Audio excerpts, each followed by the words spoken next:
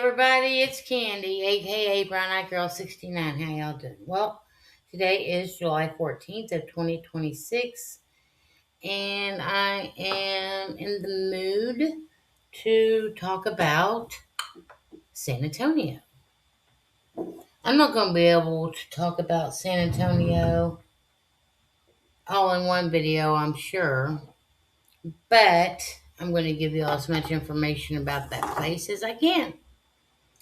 Last video, I basically was talking about how Daryl and I hitchhiked out of Tucson, Arizona during the right before Christmas holidays. We made it back here for the Christmas holidays, and um, we were here. I think we were here for a total of 10 days. We arrived back here on December 21st, and we stayed here in Purcell until New Year's Eve. Then my cousin, the one that had picked us up in Gainesville and brought us up here, well, she basically got in touch with me and told me that Daryl and I could come hang out at her place for a couple of weeks and try to see if we couldn't get something going, either here in Oklahoma or somewhere else, So we were on it. We were taking advantage of every opportunity we were given. And Daryl and I had reached out to a couple of places in Florida and in San Antonio, Texas. And San Antonio, Texas is the one that got us. I had a friend that lived down there in San Antonio. He basically had told me during our journey that if we ever made it down there, that we had a place to stay. And because Daryl was able to secure employment, I thought, what better way, Well, we get down there. We contact our friend. He comes and picks us up. Well, we left my cousin. She drove us to Dallas. She paid for us a bus ticket to San Antonio, Texas. And then she drove us to Dallas. And we get down to San Antonio, and our friend picks us up. And then we get back to his place. He'd given us, it was a 2-bedroom, 1-bath house. He lived there with his son, and his son was a young adult, had a job, had a life, had a girlfriend, all that. So, Travis gave us his room, which was really nice. And there was a computer in there, so we had access to it. His son was really had a lot of computer knowledge.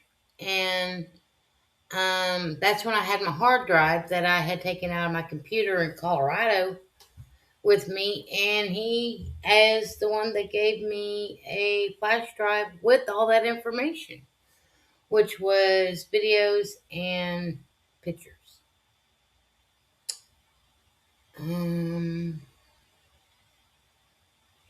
Everything was going cool. There was a holdup with Daryl's job at the music store for some reason. So Daryl started working with Travis because Travis basically installed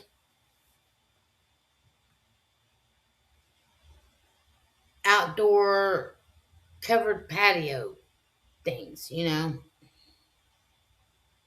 Something else too, I can't remember.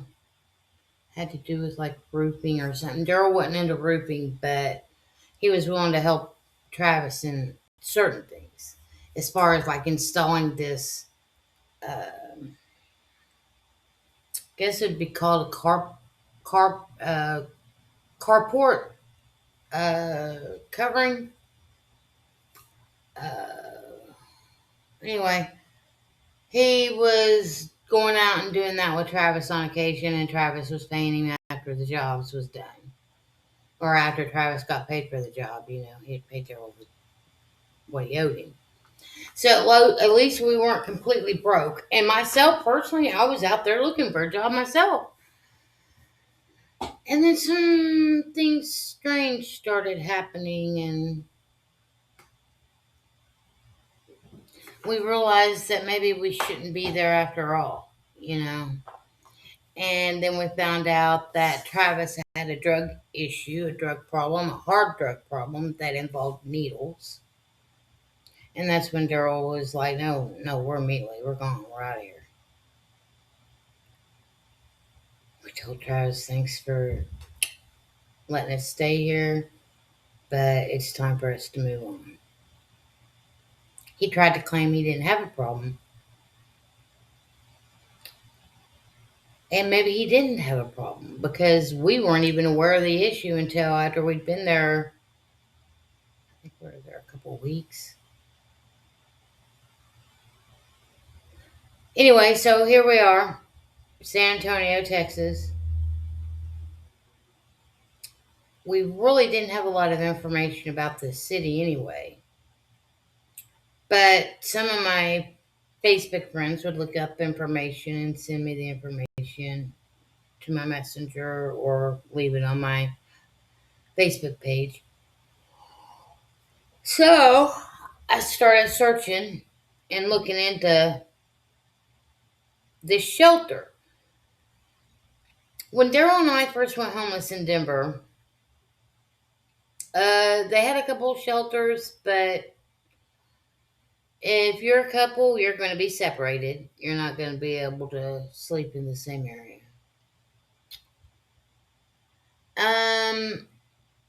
So we never really wanted to stay in a shelter because we knew we would be separated. But here it was, January of 2014. It was cold outside. Just because we was in southern Texas didn't mean it didn't get cold.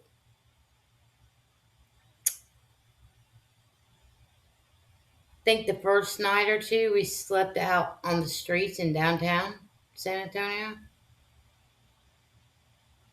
And after dealing with that, we went to the shelter and did everything we had to do to get approved to come in. Now, this shelter in San Antonio wasn't that bad. I'd seen worse, let's put it that way. But this place was right next to a railroad track. When you first walked in, when you went to approach, you had to stop at the gate. They had security guards that would check your personal belongings. You weren't allowed to bring in things such as weapons, uh, drugs, drug paraphernalia. You weren't allowed to bring in certain types of medicines. It was really strange. I can understand the weapons, the drugs, things like that, but as far as like, they even kicked one lady out for bringing in a bottle of ibuprofen. That's a whole nother story, anyway. So we go in, you walk in. Oh, and you have a badge that they scan. We go in, and it's this like big open courtyard. But in the big open courtyard, there's these huge like coverings, tents. They're not like a tent top. And he had one that was completely went all the way down on the one side of the railroad tracks, and that was the women's side. And then the men, they were more out like in the middle and off onto another side. And then they had a big area full of storage bins. Well, you could get a storage bin to put your personal items in. All you had to do is provide a lock and put a lock on it.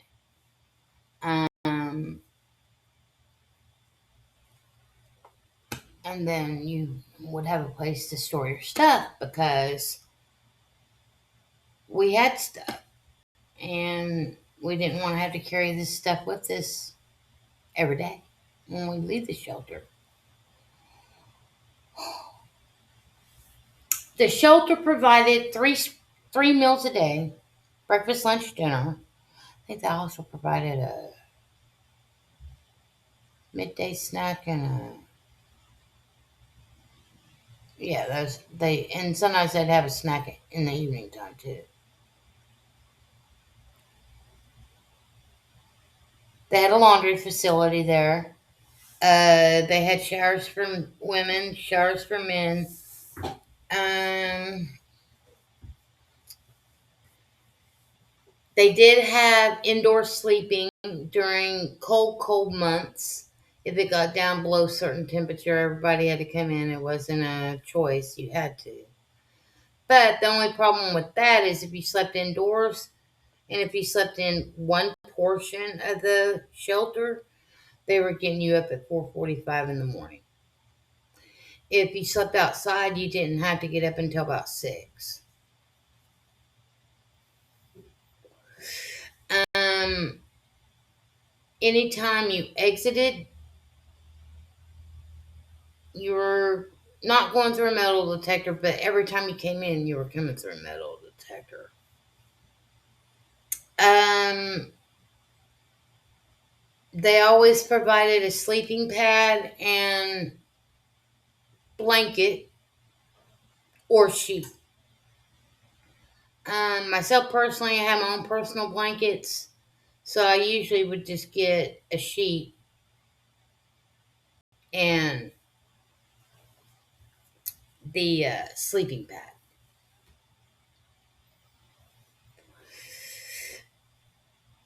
They had different programs for people to try to get in. They had also a different portion of the shelter. The shelter that we stayed in, they called it PCY, which is Prospect Courtyard.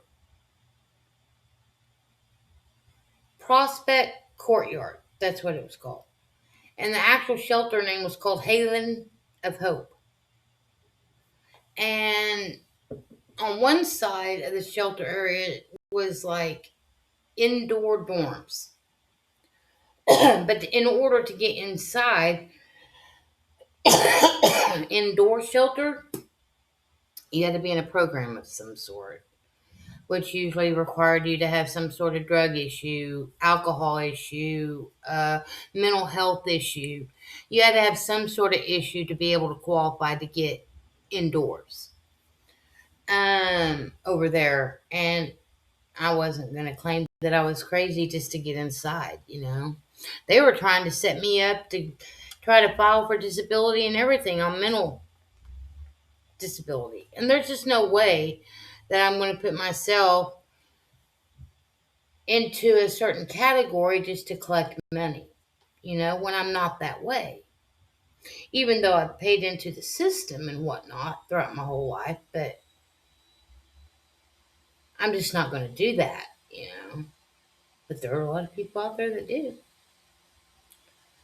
Um, so we tried this other program that they had where you basically um, you did go see a mental health therapist.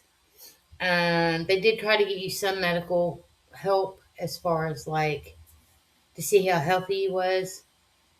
Um, that was during the time they were trying to convince me that I could, you know, try to apply for mental disability if I wanted to. But then they wanted to, you know, put me on a prescription. They wanted to put me on their drugs. And I said, no, I'm going to smoke weed, and that's it. I don't need any other kind of drug. I just want to smoke weed. Smoke my cigarettes, I'll be good. But they found this other program where basically if we did specific things within a specific time frame, they would try to get us on this waiting list for an apartment. And Daryl and I was doing everything we were supposed to do. We were jumping through the hoops they wanted us to jump through, but the apartment never came.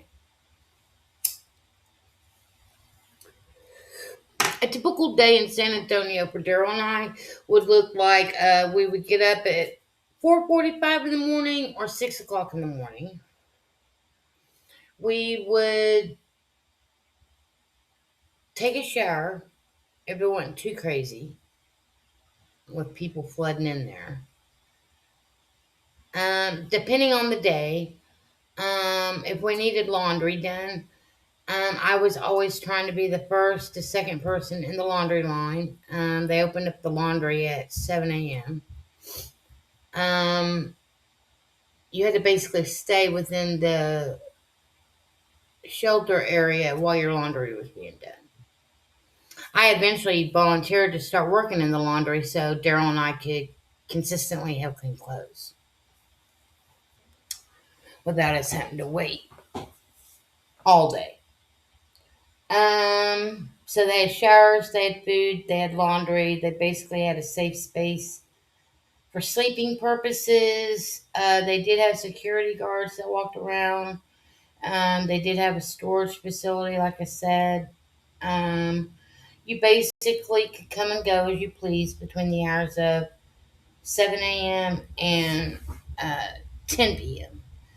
Uh, you had to be back no later. You had to be trying to come in through that front gate no later than 10:30 p.m. If you weren't able to make it through that front gate by 10:30 p.m., you were out on the street that night. So basically, we would get up, take showers, get laundry started if needed, breakfast, grab a breakfast, but their breakfasts weren't that great. And we found a little convenience store down the way that sold hot food that would sell it to you on your food stamp card. Um, I'm not quite sure how they got away with it. And honestly, at that point in time, Daryl and I didn't care. All we cared about was getting hot, decent food. So we would usually walk down to the picnic. That's what the name of the place was called. We'd walk down to the corner store, the picnic, get our breakfast every morning, our hot coffee. Um, After we'd been in a shelter for a while and had met a couple people, we found out where we could buy multa, Mother Earth, greenery, and on the streets. And one of our shelter mates introduced us to a girl, and she was out every morning, usually between the hours of 6 a.m. and 9 a.m. And all she sold was J's, and they were $2 a pop. But once you started getting to know her, she'd sell them to you 3 for $5. So after a while, we would just get up, get what we needed done, walk, leave. The shelter was what we needed for the day in our day packs, and walk down to picnic, and she'd be on the sidewalk there. We'd stop. Hey, what's up, sister? Get what we needed and walk on. Go to the store, get our coffee, get our food, and then we'd go to Milan Park. We'd sit there, have breakfast, have our after breakfast smoke. Then we usually would head to the library. And then we'd sit at the library for a couple hours, and then we'd leave the library. And by that time, it's lunchtime. Well, if we wanted lunch at the shelter, we'd have to go back to shelter. If we didn't want lunch at the shelter, they had the Salvation Army, which was just a few blocks down the road from the library. And they always provided you with a peanut butter and jelly sandwich, some kind of fruit, some kind of other snack, and usually a water and or juice. And if they had day old stuff, pastries and stuff like that in there, you were more than free to grab whatever you wanted out of that day old cart that was donated by some bakery that was local there. So that's what we would do for lunch, and then we would hang out, eat, hang out. We had a couple of parks we could go to. Um, we called the one park Little Italy. I can't remember why we called it Little Italy, but they had bathrooms there. They had a lot of shaded picnic areas there, so it was a pretty cool, chill place to hang. And it was like in between the shelter and in between the Salvation Army. And it was pretty much on a main path in order to get in and around where we needed to go. Um, then we usually would head back to the shelter for dinner. And then after dinner,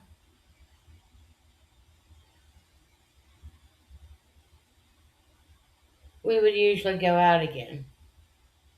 Just to go out so we could smoke, chill, whatever. And they usually started passing out the mats and the blankets and sheets and stuff. They usually started that stuff around 8 o'clock. Uh, so we always tried to be back by then if we did go out for the evening, or if we didn't come back for dinner, we always tried to be back to the shelter by 7 at least, 7:30 latest. If we decided to spend food stamps and get money or get food somewhere else. And there were a couple places around San Antonio that did have hot food and you could buy on food stamp, like 7-Eleven. I think 7-Eleven still does this to this day. You can buy one of their full size cold pizzas and pay for it, and they'll heat it up for you and bake it for you for free. But you can purchase it on food stamps. So it's not like you're going in there and buying a hot pizza on food stamps. No, you're going in there and buying a cold pizza, but then they're preparing it for you. So sometimes we would do that.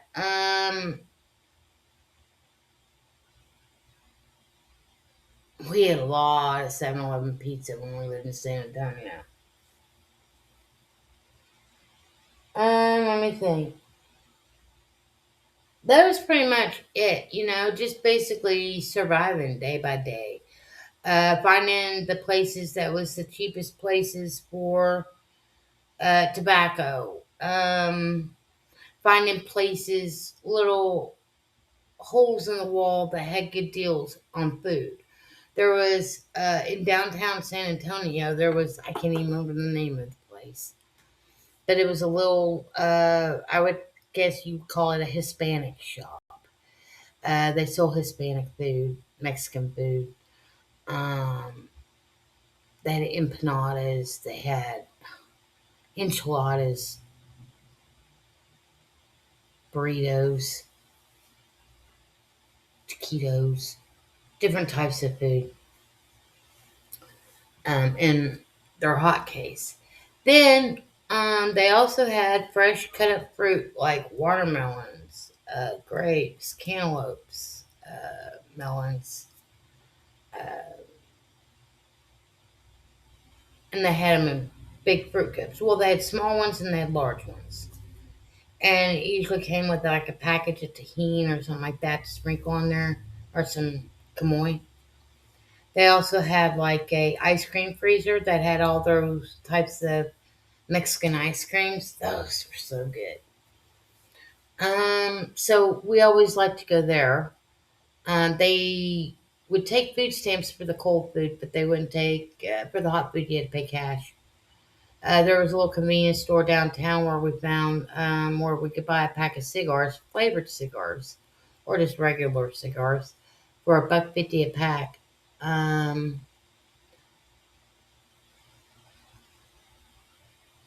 if we would smoke the cigars if we ran out of tobacco and papers and didn't have our regular cigarettes. We always had to turn to the flavored cigars to get us through until we got enough money to get more tobacco and papers, or we could get to the side of town we needed to get to buy the tobacco and papers at a cheap price. Um,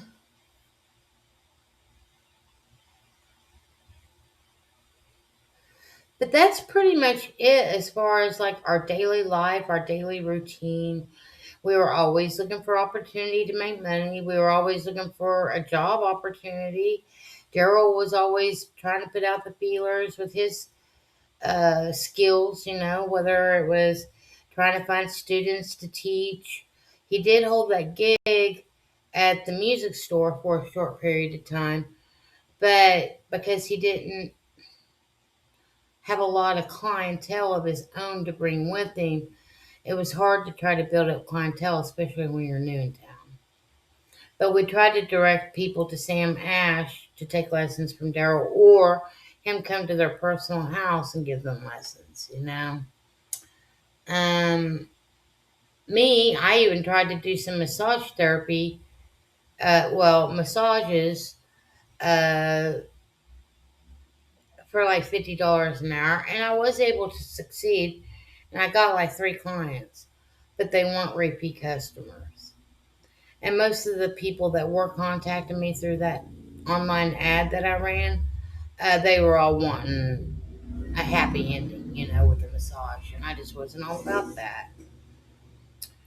Um,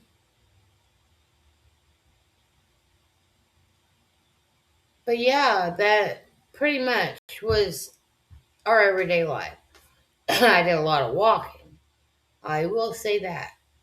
Even though, looking back on it all, I'm grateful we did have the shelter. I'm grateful that we did have a place to safely lay our heads every night. I am grateful that we had a place to take a shower every day. I'm grateful that we had a place to store all of our personal belongings that we weren't carrying on us on the daily basis. Um, I'm grateful for just the fact that we were able to make it through that 8 months in San Antonio, Texas. We were in San Antonio, Texas, January. I think it was like January 11th or 12th of 2014 until like the end of August, or till end of August of 2014. There's so much more I could go into detail on. There's a few things that did happen to us while we were down there. Um, Good things, and a couple of strange things. I took a lot of pictures while we were there. They had a lot of festivals, and just being in San Antonio overall, they had a lot there to keep you entertained. The Alamo's there, the Riverwalk. Um, so there was a lot to do there. You had the time, effort, and energy, and maybe a little bit of money to go see those things or do those things. Anyways, peace, love, hugs, nugs. Till the next time, I'm out.